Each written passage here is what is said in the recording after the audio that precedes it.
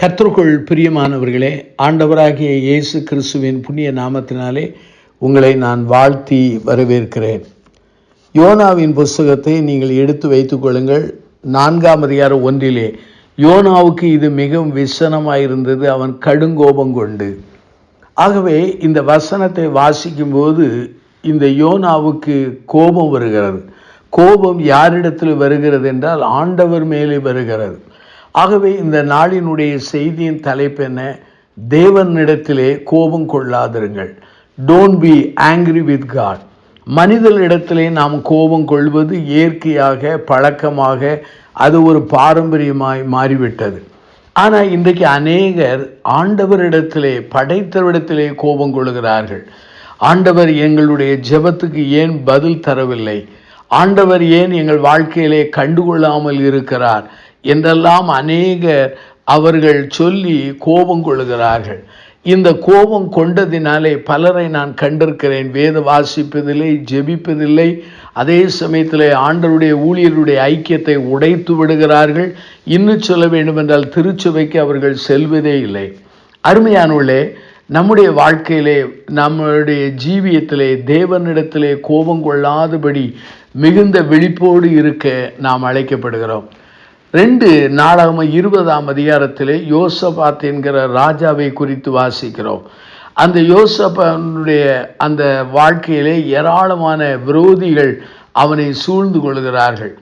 அந்த சமயத்திலே அவன் ஜனங்களை கூட்டுகிறான், அதே சமயத்திலே ஜெபிக்கிறான், தேவனை நோக்கி போராடி பிரார்த்தனை செய்கிறான்.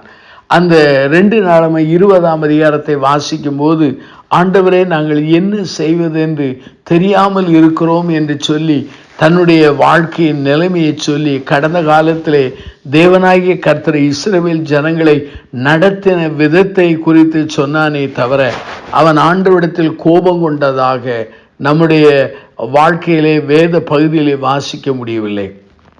இந்த செய்தியை கேட்டுக்கொண்டிருக்கிற சகோதர சகோதரிகளே, ஆண்டவர் மேலே, இரட்சகர் மேலே கோபம் கொள்ள நமக்கு உரிமை இல்லை.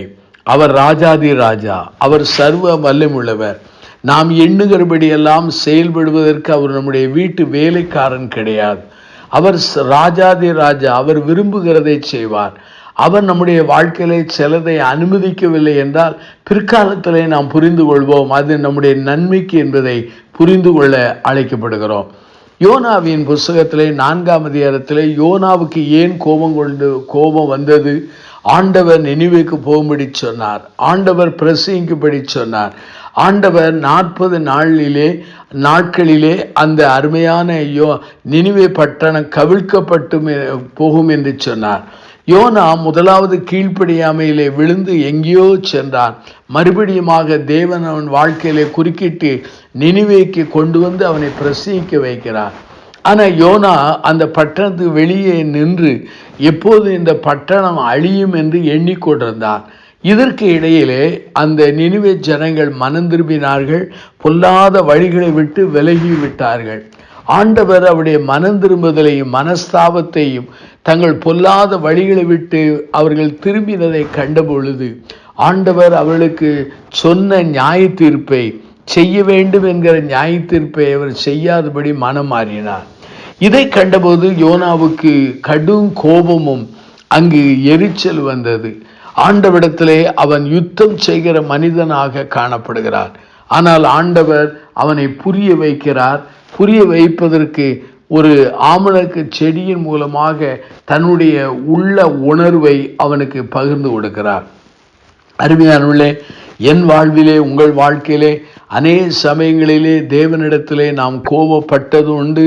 கோபத்தின் நிலையிலே நம்முடைய ஆன்மீக வாழ்வை குறைத்து கொண்டது உண்டு, ஜெபத்தை குறைத்து கொண்டது உண்டு, வேத வாசிப்பை குறைத்து கொண்டது உண்டு, ஆண்டவருடைய திருப்பணியை விட்டு விலகியது உண்டு, ஆண்டவருடைய திருச்சபையும் திருச்சபையினுடைய கர்த்தருடைய ஊழியர்களை கண்டும் காணாது போல வாழ்ந்தது உண்டு. அருமையானவர்களே, மனிதனிடத்தில் கோபம் கொள்ளுவதே தவறு என்று திருமறை போதிக்குமானால் தேவனிடத்தில் கோபம் கொண்டால் எனக்கு உங்களுக்கு லாபம் என்ன? அருமையானே, தேவனிடத்தில் கோபம் கொண்டு அவரை மேற்கொண்டவர்கள் இந்த பூமியிலே யாரும் இல்லை. தேவனிடத்தில் கோபம் கொள்ளாதபடி நம்மை தாழ்த்தி அவருடைய திரு திட்டத்துக்கும் திரு சித்தத்திற்கும் நம்மை ஒப்பு கொடுப்போம். அப்படி ஒப்பு கொடுக்கும் பொழுது ஆண்டவர் ஆன்மீகத்திலே வளர உதவி செய்வார். கண்களை மூடி பிரார்த்தனை செய்வோம். ஜீவனுள்ள பிதாவே, இந்த நல்ல செய்தி வேலைக்காக நாங்கள் நன்றி சொல்கிறோம். அநேக சமயங்களிலே உம்மோடு நாங்கள் கோபம் கொண்டோம். எங்களுடைய தவறான முடிவினாலே, தவறான அணுகுமுறையினாலே, தவறான புரிந்து கொள்வதனாலே அப்படி செய்தோம். எங்களை மன்னியும். எங்கள் தவறுகளை மன்னித்து எங்கள் வாழ்க்கையிலே மறுரூபத்தை தாரும். இயேசுவின் நாமத்தில் ஜெபிக்கிறோம் ஜீவனுள்ள பிதாவே, ஆமென்.